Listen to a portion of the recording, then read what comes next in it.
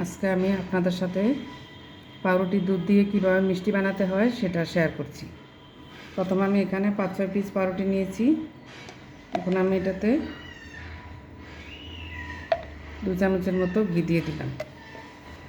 একে একে আমি সব কিছু অ্যাড করব। আমি দুধটা আগেই জাল দিয়ে রেখেছিলাম। এখন আমি একটু সামান্য দুধ অ্যাড করছি, সাথে দিচ্ছি একটু বেকিং পাউডার পরিমাণ মতো।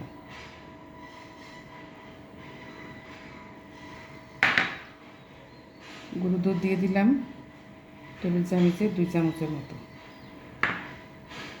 চিনি দিলাম টেবিল চামচে 1.5 চামচের মতো।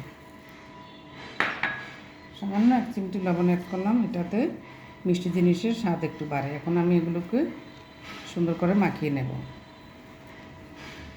আমি একটু একটু করে দুধ অ্যাড করব।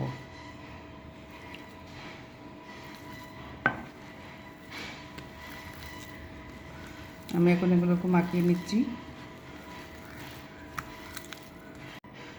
আমাদের মাখানো হয়ে গিয়েছে।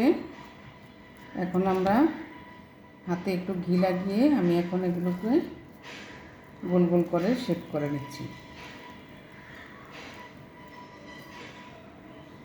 এভাবে আমি সব কটা বানিয়ে নেব।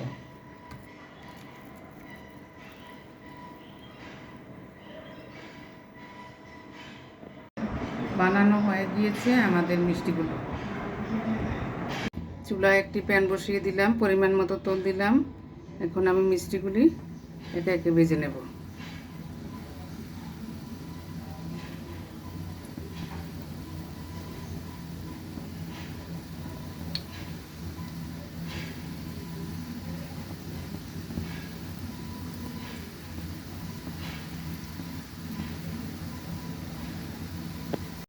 মিষ্টিগুলো আমি হালকা করে ভেজে নিয়েছি। এখন আমি একে একে তুলে নিচ্ছি।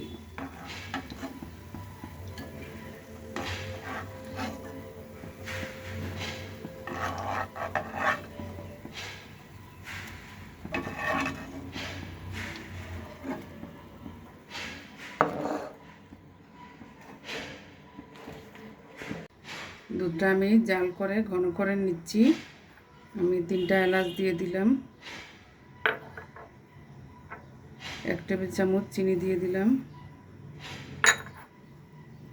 আর এখানে আমি দুধ আগেই তুলে নিয়েছিলাম। এখানে আমি একটু গুঁড়া দুধ মিক্স করব। গরম দুধে গুঁড়া দুধ দিলে দুধটা দলা পেকে যেতে পারে।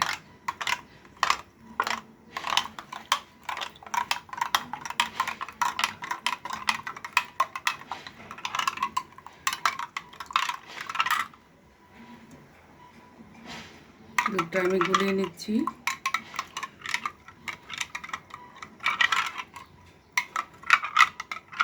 এখন আমি এটা এখানে মিক্স করে দেব। আর 5 মিনিট জাল করে নেব। দুধ ঘন হয়ে গিয়েছে। এখন আমি মিষ্টিগুলো দিয়ে দিচ্ছি। এটাকে আমি 5-7 মিনিটের মতো ঢেকে রাখবো।